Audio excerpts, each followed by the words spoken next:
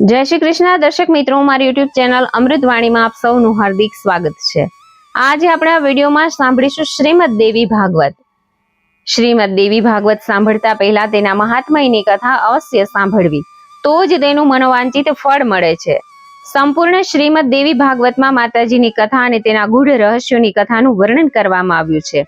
માતાજીની આરાધના કરવાથી મનુષ્ય માત્રને સુખ, શાંતિ, સમૃદ્ધિ, યશ, કીર્તિ, ભક્તિ અને મુક્તિ પ્રાપ્ત થાય છે। શ્રીમદ દેવી ભાગવતમાં કુલ 12 સ્કંધોનું વર્ણન છે। સંપૂર્ણ દેવી ભાગવત કથાનું શ્રવણ કરવાથી મનુષ્ય સર્વે પ્રકારે નિર્ભય બની જાય છે। પરંતુ જો આ દેવી ભાગવતનું શ્રવણ નવરાત્રીમાં કરવામાં આવે તો માતાજીની આપણા ઉપર વિશેષ કૃપા પ્રાપ્ત થાય છે। જો આપને મારો વિડીયો પસંદ આવે તો ચેનલને લાઈક, શેર અને સબસ્ક્રાઇબ કરો, જેથી નવા આવનારા વિડીયોના નોટિફિકેશન તમને મળતા રહે અને મારા વિડીયો આપ સુધી તુરંત પહોંચી શકે। ધન્યવાદ। 8મો સ્કંધ। 8મા સ્કંધની અંદર વારાહ અવતારની કથા, સ્વયંભૂ મનુના કન્યાનો વંશનો સંક્ષિપ્ત પરિચય, ગંગાજીના અવતરણની કથા, દેવોપાસના, જુદા જુદા નરકોની સજાઓ, દેવી ઉપાસનાની કથાઓ સાંભળીશું। વારાહ અવતારની કથા। રાજા જન્મેજયે કહ્યું કે બ્રહ્મર્ષિ, હવે હું ભગવતી જગદંબાની સવિસ્તર કથા સાંભળવા ઈચ્છું છું। વ્યાસજી કહે છે કે રાજન સાંભળો, હવે હું ભગવતી જગદંબાની શ્રેષ્ઠ પૂજાનો પ્રસંગ કહું છું, જે કરવાથી કે સાંભળવાથી મનુષ્યનું કલ્યાણ થઈ જાય છે। બ્રહ્માજીના પુત્ર સ્વયંભૂ મનુ વગેરે મનુ કહેવાય છે। આ મનુ મહારાજની પત્નીનું નામ શત્રુપા હતું। એકવાર તે સ્વયંભૂ મનુ તેમના પિતા શ્રી બ્રહ્માજી પાસે ગયા। બ્રહ્માજીએ તેમને કહ્યું કે બેટા, તમારે ભગવતી ભુવનેશ્વરીની ઉપાસના કરવી જોઈએ। તાત તેમની કૃપાથી તમારું આ પ્રજા સૃષ્ટિનું કાર્ય સારી રીતે ચાલી શકશે। તપસ્યા દ્વારા જગતની રચયિતા દેવીને પ્રસન્ન કરવાનો પ્રયત્ન કરવા લાગ્યા। બ્રહ્મા પુત્ર સ્વયંભૂ મનુએ જ્યારે ભગવતી નારાયણની સ્તુતિ કરી ત્યારે તે પ્રસન્ન થઈને બોલ્યા કે રાજન, મારી કૃપાથી તમારી પ્રજા સૃષ્ટિ અવશ્ય સંપન્ન થશે અને કોઈ વિઘ્ન કે અવરોધ વિના તે ક્રમશઃ વધતી જશે। ત્યાર પછી રાજા સ્વયંભૂ મનુ શ્રેષ્ઠ વરદાન મેળવીને બ્રહ્માજી પાસે જઈ કહેવા લાગ્યા કે પિતાશ્રી, આપ મને કોઈ એકાંત સ્થાન આપો, જ્યાં રહીને હું પુષ્કળ પ્રજાઓ ઉત્પન્ન કરી શકું। પુત્ર સ્વયંભૂ મનુની વાત સાંભળીને તેમણે લાંબા સમય સુધી વિચાર કર્યો। તેમણે વિચાર્યું કે આ સૃષ્ટિ તો ઉત્પન્ન કરીશ, પણ પૃથ્વી તો રસાતળમાં ગઈ છે, તેથી મારું સૃષ્ટિ કાર્ય તો ત્યારે જ સંપન્ન થાય જ્યારે આદિ પુરુષ ભગવાન મારી સહાયતા કરે। તેમના આદેશથી જ હું આ કાર્ય કરવાને પ્રયત્ન કરી રહ્યો છું। ત્યાં તો બ્રહ્માજીની નાસિકાના અગ્રભાગમાંથી એક નાનું વરાહનું બચ્ચું પ્રગટ થયું। તેનું શરીર એક આંગળ જેટલું જ હતું। બ્રહ્માજીની સામે જ તે મોટું વિશાળકાય હાથી જેવું થઈ ગયું। તે જ સમયે પર્વતાકાર વરાહ રૂપધારી ભગવાન શ્રી હરિએ મોટી ગર્જના કરી। સર્વ સમર્થ શ્રી વારાહ નારાયણે જળમાં પ્રવેશ કર્યો। તે જળચર જીવોને આમ તેમ હટાવીને તેમણે અગાધ જળમાં પ્રવેશ કર્યો। તે સમયે બધા પ્રાણીઓને આશ્રય આપવા વાળી પૃથ્વી જળમાં છુપાઈ ગઈ હતી। વરાહ રૂપધારી દેવાધિદેવ ભગવાન શ્રી હરિએ પૃથ્વીને પોતાની દાઢથી ઉખાડી અને દાંતના અગ્રભાગ ઉપર રાખી દીધી। દેવેશ્વર શ્રી હરિ પૃથ્વીને દાંતો પર લઈને ઊભા હતા। ત્યારે મનુ સહિત બ્રહ્માજી તેમના દર્શન કરીને સ્તુતિ કરવા લાગ્યા। જગતના સૃષ્ટા બ્રહ્માજીએ જ્યારે આદિ પુરુષ ભગવાન શ્રી હરિની સ્તુતિ કરી તે જ વખતે મહાન દૈત્ય હિરણ્યાક્ષ આવ્યો। ભગવાન શ્રી હરિએ ગદાના પ્રહારથી તેને મારી નાખ્યો। ત્યાર પછી વરાહ ભગવાને દાંતથી પૃથ્વીને ઉપાડી અને લીલા માત્રથી જળ ઉપર પધરાવી દીધી। તે પછી યજ્ઞ નારાયણ પ્રભુ પોતાના નિજધામમાં પધારી ગયા। સ્વયંભૂ મનુની કન્યાના વંશનો સંક્ષિપ્ત પરિચય। જ્યારે ભગવાન શ્રી હરિ આ પ્રમાણે પૃથ્વીને યથાસ્થાને મૂકીને વૈકુંઠ પધારી ગયા ત્યારે બ્રહ્માજીએ તેમના પુત્ર સ્વયંભૂ મનુને કહ્યું કે હે મહાબાહો, તું પરમ તેજસ્વી પુરુષ છે। હવે તું આ પૃથ્વી પર રહીને પ્રજાની ઉત્પત્તિ કર। સ્વયંભૂ મનુના 2 પરમ તેજસ્વી પુત્રો થયા, પ્રિયવત અને ઉત્તાનપાદ। તેમને 3 કન્યાઓ થઈ। પ્રથમ પુત્રીનું નામ આકૃતિ હતું, બીજું પુત્રી દેવહૂતિ નામથી પ્રસિદ્ધ થઈ, ત્રીજી જગતને પવિત્ર બનાવવા વાળી પુત્રીનું નામ મનુએ પ્રસૂતિ રાખ્યું। સ્વયંભૂ મનુએ તેમની પ્રથમ પુત્રી આકૃતિનો વિવાહ રુચિ મુનિ સાથે, બીજી કન્યા દેવહૂતિનો કર્દમ મુનિ સાથે અને ત્રીજી પુત્રી પ્રસૂતિનો વિવાહ દક્ષ પ્રજાપતિ સાથે કર્યો હતો। જગતની બધી પ્રજાઓ આમાંથી ઉત્પન્ન થઈ। રુચિ મુનિને ત્યાં આકૃતિના ગર્ભથી ભગવાન યજ્ઞ પુરુષ પ્રગટ થયા। કર્દમ મુનિના પત્ની દેવહૂતિ ભગવાન કપિલના માતા બન્યા। દક્ષના પત્ની પ્રસૂતિને ઘણી કન્યાઓ થઈ। આ કન્યાઓના વંશનું ઉત્તમ ચરિત્ર મેં કહ્યું. આ પવિત્ર કથા શ્રોતા વક્તાના તમામ પાપ નાશ કરનારી છે. હવે સ્વયંભૂ મનુના પુત્રોના પવિત્ર વંશનું વર્ણન કરીશ. ભગવાન નારાયણ કહે છે કે નારદ, સ્વયંભૂ મનુના મોટા પુત્રનું નામ પ્રિયવ્રત હતું. વિશ્વકર્મા પ્રજાપતિની પુત્રી બહિષ્મતી સાથે પ્રિયવ્રતનો વિવાહ થયો હતો. પ્રિયવ્રતજીને તેના ગર્ભથી 10 પુત્રો ઉત્પન્ન કર્યા અને છેલ્લે એક કન્યાનો જન્મ થયો, જે ઉર્જસ્વતી નામથી પ્રખ્યાત થઈ. આગ્નિધ્ર, ઇમ્નજીભ, અગ્નિબાહુ, મહાવીર, રૂક્મશુક્ર, ધૃતપૃષ્ઠ, સવન, મેઘાતિથિ, અગ્નિહોત્ર અને કવિ, આ નામોવાળા 10 પુત્રો અગ્નિ કહેવાય છે. પ્રિયવ્રતના બીજા એક પત્નીથી 3 પુત્રો ઉત્પન્ન થયા. તે ઉત્તમ, તામસ અને રૈવત નામથી પ્રસિદ્ધ છે. આ 3 પ્રતાપી પુત્રો એક મન્વંતરના અધિષ્ઠાતા બન્યા. અખિલ ભૂમંડળ પર મહારાજ પ્રિયવ્રતનું શાસન હતું. એક સમયની વાત છે, જ્યારે સૂર્ય પૃથ્વીના પહેલા અર્ધગોળાકાર ભાગમાં હતો ત્યારે ત્યાં પ્રકાશ હતો, અને જ્યારે સૂર્ય બીજા અર્ધગોળાકાર ભાગમાં હતો ત્યારે ત્યાં અંધારું થઈ ગયું. આ પ્રકાશ અંધકારને જોતા પ્રિયવ્રતજીના મનમાં વિચાર આવ્યો કે મારા શાસન કાળમાં પૃથ્વી પર અંધકાર થવો ન જોઈએ. આવો નિશ્ચય કરીને મહારાજ પ્રિયવ્રતે સૂર્યના જેવા તેજસ્વી રથ પર બેસીને પ્રકાશ ફેલાવતા પૃથ્વીની 7 પ્રદક્ષિણા કરી. આ પ્રમાણે ચક્કર લગાવતા પ્રિયવ્રતજીના રથના પૈડાથી જમીનમાં ખાડા પડ્યા. તે જ 7 સમુદ્ર થયા અને પરિક્રમાની વચમાં જે પૃથ્વી હતી તે 7 દ્વીપોમાં ફેરવાઈ ગઈ. ત્યારથી પૃથ્વી પર 7 દ્વીપો અસ્તિત્વમાં આવ્યા. આ દ્વીપોના નામ છે જંબુ, પ્લક્ષ, શાલ્મલી, કુશ, ક્રૌંચ, શાક અને પુષ્કર છે.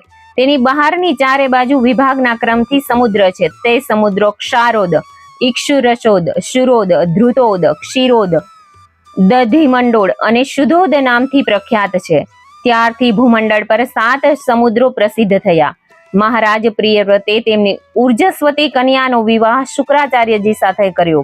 શુક્રાચાર્યની કન્યા દેવયાની ઉર્જસ્વિતા ગર્ભથી ઉત્પન્ન થઈ હતી. એ વાત પ્રસિદ્ધ છે. મહારાજ પ્રિયવ્રતે તેમના પુત્રોને 7 દ્વીપો વહેંચી આપ્યા અને તે પોતે યોગ માર્ગનો આશ્રય કરી સંન્યાસી થઈ ગયા હતા. ગંગાજીના અવતરણની કથા. ભગવાન નારાયણ કહે છે કે હે દેવર્ષિ નારદ, હવે દ્વીપોના ખંડોના ભેદનો પ્રસંગ વિસ્તારથી સાંભળો. એક ઇલાવૃત નામનો ખંડ છે, જેના 4 ખૂણા સપ્રમાણ છે. આ ઇલાવૃત ખંડને મધ્યખંડ કહે છે. આ ખંડ જંબુદ્વીપના નાભિ ભાગમાં આવેલો છે. ઇલાવૃત ખંડની ઉત્તર સીમા રૂપે 3 પર્વતો આવેલા છે. તે પર્વતોના નામ નીલ, શ્વેત, શૃંગવાન છે. બીજો સુવર્ણમય ખંડ રમ્યક વર્ષના નામથી પ્રસિદ્ધ છે. ત્રીજો કુરવર્ષ છે. આ પર્વતો આ બધા ખંડોની હદ બતાવે છે. હરિવર્ષ, કિમપુરુષ અને ભારતવર્ષ, આ 3 ખંડોનું વિભાગવાર યથાર્થ વર્ણન મળે છે. નિષદ, હેમકૂટ ને હિમાલય, આ 3 પર્વતો તે ખંડોની સીમા રૂપે છે. કેતુમાલ અને ભદ્રાશ્વ વર્ષની સીમા આ માલ્યાવાન અને ગંધમાદન પર્વતની હદ ગણાય છે.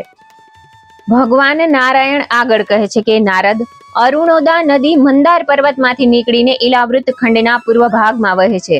ભગવતી જગદંબાની દાસીઓ તથા યક્ષો અને ગંધર્વોની પત્નીઓ અરુણાદાના જળમાં સ્નાન કરે છે. સ્નાન કરતા તેમના શરીરની દિવ્ય સુગંધથી જળ સુવાસિત થઈ જાય છે.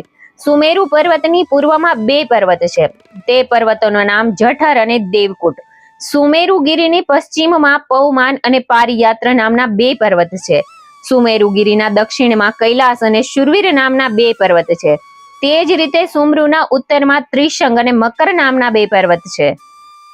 આ 8 પ્રસિદ્ધ પર્વતોથી સુમેરુ પર્વત ઘેરાયેલો છે. આ સુમેરુ પર્વતના શિખર પર બ્રહ્માજીનો બ્રહ્મલોક છે. મહાત્માઓનું કહેવું છે કે તે નગરીની આસપાસ 8 લોકપાલોની જુદી જુદી 8 સોનાની નગરીઓ છે. તેના નામ છે મનોવતી, અમરાવતી, તેજોમતી, સંયમતી, કૃષ્ણાંગના, શ્રદ્ધાવતી, ગંધમતી, મહોદયા અને યશોવતી છે. બ્રહ્મા, ઇન્દ્ર, અગ્નિ અને યમ વગેરે લોકપાલો ક્રમશઃ આ પુરીઓમાં રહે છે. ભગવાન વિષ્ણુએ બલિરાજાના યજ્ઞ વખતે વામન અવતાર ધારણ કર્યો હતો. તેમના ડાબા પગના અંગૂઠાથી બ્રહ્માંડના ઉપરી ભાગમાં છેદ થઈ ગયો. તેનો મધ્ય ભાગમાંથી ગંગાજી પ્રગટ થયા. તે સ્વર્ગના શિખર પર આવીને રોકાઈ ગયા. સમગ્ર સંસારમાં ગંગાજીને સાક્ષાત ભગવતી પદી માને છે. તેઓ બધી નદીઓની સ્વામીની છે. તેમની ઉપાસના કરવાવાળા પુરુષોને સિદ્ધિ પ્રાપ્ત થાય છે. તેથી જટાજૂટને ધારણ કરતા 7 ઋષિઓ ગંગાજીને મસ્તક નમાવીને સદા સ્નાન કરે છે. ત્યાર પછી વૈકુંઠમાંથી નીચે ઉતરતા દેવી ગંગા અનેક વિમાનોમાંથી વ્યાપ્ત દેવયાન માર્ગે થઈને ચંદ્રમંડળમાં પહોંચી. ત્યાંથી બ્રહ્મલોકમાં આવ્યા. હે નારદ, બ્રહ્મલોકમાં ગયા પછી ગંગાના 4 ભાગ થયા અને 4 નામોથી પ્રસિદ્ધ થઈ. તે 4 દિશાઓમાં પ્રવાહિત થઈ આગળ જતા તે બધા સમુદ્રમાં વિલીન થઈ જાય છે. ગંગાના 4 નામ છે: સીતા, અલકનંદા, ચક્ષુષ અને ભદ્રા. સંપૂર્ણ પાપોના નાશ કરનારી સીતા ગંગાજી બ્રહ્માંડથી ઉતરીને કેસર નામના પર્વતમાં શિખર પર આવી. ત્યાંથી નીકળીને ગંધમાદન પર્વતના શિખર પર પડી. તેની વચ્ચેથી નીકળીને ભદ્રાશ્વખંડની પૂર્વમાં આવી. ત્યાર પછી દેવતાઓથી પૂજાયેલી તે ક્ષીરસાગરમાં લીન થઈ ગઈ. ત્યાર પછી ચક્ષુષ નામથી પ્રસિદ્ધ ગંગાજીની ધારા માલ્યવાન પર્વતના શિખર પરથી નીકળી. ખૂબ વેગથી વહીને તે કેતુમાલ ખંડમાં આવી. ત્યાંથી તેનો પ્રવાહ પશ્ચિમ દિશા તરફ વહેવા લાગ્યો અને ત્યાર પછી સમુદ્રને મળી ગઈ. નારદ, ગંગાજીની ત્રીજી ધારા અલકનંદા છે. આ પવિત્ર નદી બ્રહ્માંડના દક્ષિણમાં વહીને હેમકૂટ પર્વત પર પહોંચી. જ્યારે તે ત્યાંથી નીકળી ત્યારે ખૂબ વેગપૂર્વક વહેતી ભારતખંડમાં આવી. ત્યાર પછી ત્રીજી ગંગા અલકનંદા દક્ષિણ સાગરને જઈને મળી ગઈ. ત્યાર પછી ચોથી ભદ્રા નામની ધારા 3 લોકને પવિત્ર કરનારી એ ગંગા ત્યાંથી વહીને સમુદ્રને જઈને મળી. તેના પ્રવાહથી વચ્ચેનો ઉત્તર કુરુ પ્રદેશ અત્યંત તૃપ્ત થયો છે. નારદ, બીજા પણ કેટલાક સમુદ્ર અને નદીઓ પ્રત્યેક ખંડમાં છે. આ બધાનું ઉદ્ગમ સ્થાન મેરુ અને મંદર પર્વત છે. 9 ખંડોમાં ભારતખંડને કર્મક્ષેત્ર કહેવામાં આવે છે. દેવોપાસના. શ્રી નારાયણ કહે છે કે નારદ, જંબુદ્વીપમાં ઈલાવૃત વગેરે 9 ખંડ છે. બધા ખંડોમાં બ્રહ્મા વગેરે જુદા જુદા દેવતાઓ વસે છે. ઈલાવૃત ખંડમાં ભગવાન શ્રી હરિ રુદ્ર રૂપમાં બિરાજે છે. બ્રહ્માના નેત્રમાંથી તેમનો પ્રાદુર્ભાવ થયો છે. તેમની પ્રિય પત્ની સદા તેમની સાથે બિરાજે છે. તે ક્ષેત્રમાં કોઈ બીજો પુરુષ જઈ શકતો નથી. જો કોઈ પુરુષ ત્યાં ચાલ્યો જાય તો ભવાનીના શાપથી તે તરત સ્ત્રી બની જાય છે. ભગવાન રુદ્ર ભગવાન શંકરના શંકરષણની ઉપાસના કરે છે. આ શંકરષણ ભગવાનને શ્રીહરિની તામસ પ્રકૃતિવાળી ચોથી મૂર્તિ માનવામાં આવે છે. એ જ પ્રમાણે ભદ્રાશ્વખંડમાં ધર્મપુત્ર ભદ્રાશ્વા અને તેમના કુળ મુખ્ય સેવકો ભગવાન વાસુદેવના હયગ્રીવ નામના સુપ્રસિદ્ધ સ્વરૂપની સમાધિ દ્વારા હૃદયમાં ધારણ કરીને તેમને સ્તુતિ કરે છે. શ્રી નારાયણ કહે છે કે નારદ, હરિવર્ષ ખંડમાં ભગવાન નૃસિંહ રૂપે રહે છે. પાપોનો નાશ કરવો તેમનો સ્વભાવ છે. ભક્તો પર તે હંમેશા કૃપા કરે છે. મહાભક્ત પ્રહલાદના હૃદયમાં તેમના પ્રતિ અનન્ય ભક્તિ છે. તેઓ ભગવાનના ગુણોને સારી રીતે જાણે છે. તેથી પરમ યોગી ભગવાન નૃસિંહના આ પ્રિય રૂપના દર્શન કરીને દાનવ શ્રેષ્ઠ પ્રહલાદજી તેમના ગુણોનું સ્તુતિ દ્વારા વર્ણન કરે છે. કેતુમાલ ખંડમાં ભગવાન શ્રીહરિ કામદેવના રૂપમાં બિરાજે છે. ત્યાંના અધિકારી પુરુષો દ્વારા હંમેશા તેમનું સેવન કરવામાં આવે છે. આ ખંડમાં અધીશ્વરી સમુદ્ર પુત્રી ભગવતી લક્ષ્મીજી છે. મહાન પુરુષોનું સ્વાગત કરવું એ તેમનો સ્વાભાવિક ગુણ છે. આ ભગવતી લક્ષ્મી ભગવાન શ્રીહરિની સદા ઉપાસના કરે છે. રમ્યક ખંડમાં ભગવાન શ્રીહરિ મત્સ્ય રૂપ ધારણ કરીને બિરાજે છે. તેમની આ સર્વશ્રેષ્ઠ મૂર્તિ બધા દેવતાઓ માટે વંદનીય છે. ત્યાં મનુ મહારાજ નિરંતર તેમનું સ્તવન કરે છે. હિરણ્યમય ખંડમાં યોગેશ્વર ભગવાન શ્રીહરિ કચ્છપના રૂપમાં બિરાજે છે. અર્યમાં તેમની પૂજા અને સ્તુતિ કરે છે. ઉત્તર કુરુ ખંડમાં યજ્ઞ પુરુષ ભગવાન શ્રીહરિ વારાહ રૂપે ધારણ કરીને બિરાજે છે. ભગવાન આદિવરાહની પૃથ્વી દેવી દ્વારા ઉપાસના કરવામાં આવે છે. પૃથ્વી દેવીનું હૃદય કૃપાથી પરિપૂર્ણ છે. તેથી તે પરમ ભક્તિ સાથે દૈત્યોનો નાશ કરનાર ભગવાન યજ્ઞ વરાહની પૂજા કરીને તેમના ગુણોનું કીર્તન કરે છે. કિમ પુરુષ ખંડમાં ચરાચર જગતના શાસક દશરથ નંદન ભગવાન શ્રી રામજી બિરાજે છે. ભગવતી સીતા તેમની સાથે શોભી રહ્યા છે. હનુમાનજી તે આદિપુરુષની સ્તુતિ કરે છે. આ ભારત ખંડમાં હું સ્વયં આદિપુરુષ નિવાસ કરું છું અને તમે નારદજી નિરંતર મારી સ્તુતિ કરો છો. જુદા જુદા નરકોની સજાઓ. રાજા જન્મેજયે કહ્યું કે ભગવાન, આપ પ્રાણીઓની વિચિત્ર ગતિના રહસ્યને સંભળાવવાની કૃપા કરો. વ્યાસજી કહે છે કે રાજન, કરતા તેની શ્રદ્ધા મુજબ જ જુદી જુદી ગતિને પ્રાપ્ત થાય છે. કરતા સાત્વિક શ્રદ્ધાવાળો હોય તો કર્મના ફળ સ્વરૂપ તેને સુખપ્રદ ગતિ મળે છે. રાજસી શ્રદ્ધાના પ્રભાવથી કરતા દુઃખી અને તામસી શ્રદ્ધાથી કરતા દુઃખની સાથે સાથે મૂઢતાને પ્રાપ્ત થાય છે. ભગવાનની આજ્ઞા મુજબ યમરાજ દંડનો અમલ કરે છે. નિયુક્ત કરેલા તેમના સેવકો પણ ધર્મના રહસ્યથી પૂરા પરિચિત અને પરમ આજ્ઞાકારી છે. રાજન, નરકોની સંખ્યા 21 છે. કેટલાક લોકો 28 નરકો છે એમ પણ કહે છે. એ નરકોના નામો ક્રમશઃ આ પ્રમાણે છે: તામિસ્ત્ર, અંધતામિસ્ત્ર, રૌરવ, મહારૌરવ, કુંભીપાક, કાલસૂત્ર, અસીપત્ર, સુખરમુખ, અંધકૃપ, કૃમિભોજન, સંદેશ, તપ્તસુર્મી, વજ્રકંટક, શાલમલી, વૈતરણી, પિયોદ, પ્રાણરોધ, વિશશન, લાલાભક્ષ, સારમેયાદન, અવિચી, અયહપાન, શારકર્દમ, રક્ષાગોણ, ભોજન, શૂલપ્રોત, દંદશુક, અવટારોધ, પર્યાવર્તન અને સૂચિમુખ આ નામવાળા 28 નરકોને યાતના ભોગવવાના સ્થાન કહ્યા છે. જન્મેજયે કહ્યું કે મુનિ, જેના ફળ સ્વરૂપોની આ નરકોની પ્રાપ્તિ અનિવાર્ય છે તે વિધ કર્મો ક્યાં છે? આ સંબંધમાં સ્પષ્ટ રીતે હું સાંભળવા ઈચ્છું છું. વ્યાસજી કહે છે કે રાજન, જે બીજાનું ધન, સ્ત્રી અને પુત્રનું અપહરણ કરે છે તે દુરાત્માને યમરાજના ભયંકર દૂતો પકડીને લઈ જાય છે. તે દૂતો દ્વારા કાલપાશમાં બંધાયેલો પ્રાણી તામિસ્ત્ર નામના નરકમાં જાય છે. યમદૂતો હાથમાં રસી લઈને તે જીવને મારે છે. જે પુરુષ પરાય સ્ત્રી સાથે સંગ કરે છે તેને યમરાજના દૂતો અંધતામિસ્ત્ર નામના નરકમાં લઈ જાય છે. તેની બુદ્ધિ અને દ્રષ્ટિ તરત જ નાશ પામે છે. જે બીજાનો દ્વેષ કરીને કેવળ પોતાના પરિવારના ભરણ પોષણમાં વ્યસ્ત રહેનાર પ્રાણી મૃત્યુ પછી પોતાના અશુભ કર્મના પ્રભાવથી રૌરવ નામના નરકમાં જાય છે. માંસ ખાનારા રૂરુ નામના જંતુ તે નરકમાં પડેલા જીવના માંસને તોડી ખાય છે. ઉગ્ર સ્વભાવવાળા મૂઢ અને ક્રૂર પુરુષને યમદૂતો કુંભીપાક નામના નરકમાં જ્યાં ઉકળતું તેલ હોય છે ત્યાં નાખે છે. પિતા અને બ્રાહ્મણ સાથે વેર રાખનાર મનુષ્યને કાલસૂત્ર નામના નરકમાં નાખવામાં આવે છે. તેને ભૂખ તરસની પીડા સહેવી પડે છે અને ઉપરથી અગ્નિ અને સૂર્યનો પ્રચંડ તાપ તેને દજાડે છે. જે પાખંડનો આશરો લે છે તેવા પાપી વ્યક્તિને યમદૂતો અસીપત્ર નામના નરકમાં નાખે છે. અસીપત્રમાં બંને બાજુ તીક્ષ્ણ ધાર રહે છે. જ્યારે તેનું બધું શરીર છેદાઈ જાય છે ત્યારે હાય હું મરી ગયો કહીને બૂમો પાડે છે. જે અધર્મપૂર્વક શાસન કરે છે તથા બ્રાહ્મણોને શારીરિક સજા કરે છે તે સુકરમુખ નામના નરકમાં પડે છે. યમદૂતો તેના શરીરને શેરડીની જેમ યંત્રમાં નાખીને પીલે છે. જે મનુષ્ય અન્ય વ્યક્તિને દુખી કરે છે તો તે કુકર્મના ફળ સ્વરૂપ તેને અંધકૂપ નામના નરકમાં જવું પડે છે. જે કંઈ ખાવાના પદાર્થો હોય તેને પંચ યજ્ઞ કરીને તેમાં હોમ કરીને પછી જ ભોજન કરવું જોઈએ. આ શાસ્ત્રનો નિયમ છે. જે મનુષ્ય આમ કરતો નથી તેને કાગડા જેવો કહ્યો છે. આ કુકર્મના ફળ સ્વરૂપ યમરાજના ભયંકર દૂત તે પાપમય પ્રાણીને કૃમિ ભોજન નામના નરકમાં લઈ જાય છે. ભોજન બનાવીને પોતે એકલો ખાનાર વ્યક્તિ કીડો થઈને કૃમિ કુંડમાં પડે છે. જે લોકો ચોરી અથવા જબરજસ્તીથી સોનું અથવા રત્ન પડાવી લે છે તે મૃત્યુ પછી સંદેશ નામના નરકમાં પડે છે. તેને અગ્નિ લોઢાના ધગધગતા સાણસાઓથી તોડે છે. જે પુરુષ ન ભોગવાય તેવી સ્ત્રી સાથે સંગ કરે છે અને જે સ્ત્રી ન ભોગવાય તેવા પુરુષ સાથે સંગ કરે છે તેને યમદૂતો તપ્તસુમી નામના નરકમાં નાખી ચાબુકથી મારે છે. પછી લોઢાની બનાવેલી ધગધગતી સ્ત્રીની મૂર્તિ સાથે ભીડાવે છે.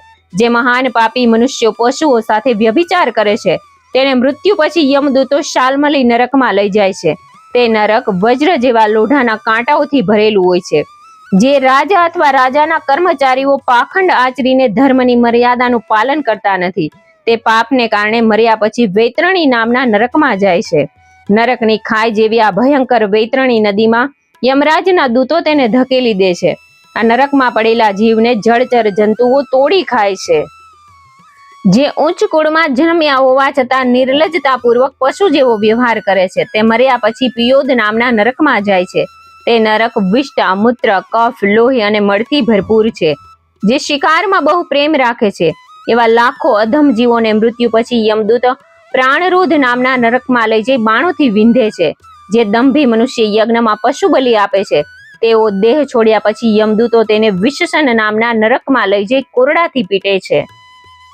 જે બીજાની સંપત્તિનો નાશ કરે છે તથા ગામ અને ધન ભંડારોમાં લૂંટ ચલાવે છે તે મૃત્યુ પછી સારમેયાદન નરકમાં પડે છે.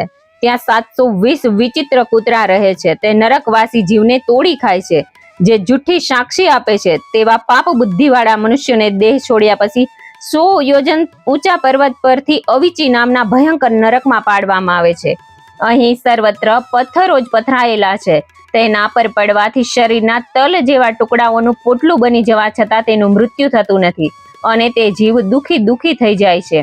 જે બ્રાહ્મણ, ક્ષત્રિય અથવા વૈશ્ય બેપરવાઈથી મદિરા પીવે છે તેને યમદૂતો અયહપાન નામના નરકમાં નાખે છે. ત્યાં તેમને અગ્નિમાં ઓગાળેલું લોઢું પીવડાવે છે.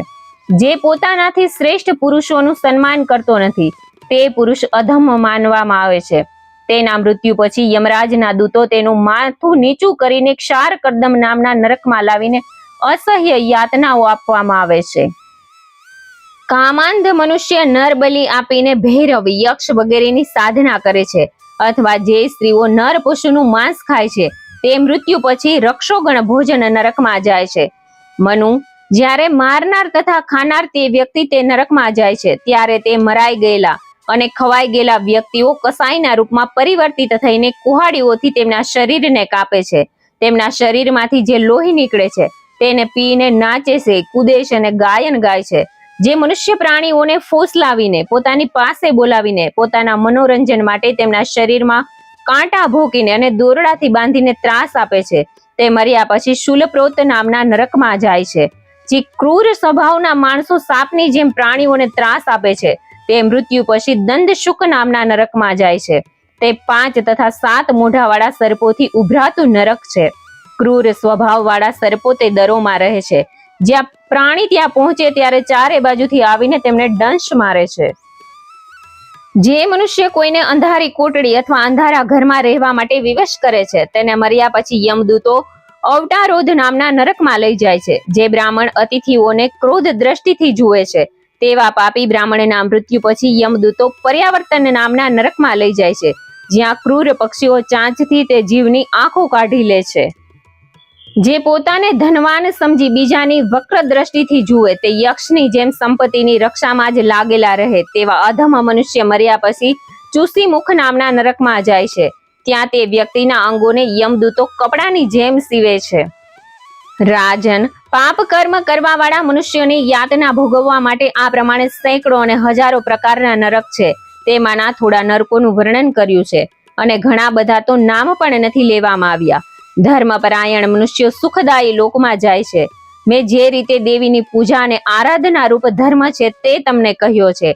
આના અનુષ્ઠાનથી મનુષ્ય નરકમાં જતો નથી, કારણ કે ભગવતીને પૂજ્યા હોય ભગવતી તેનો સંસાર સાગરમાંથી ઉદ્ધાર કરી દે છે.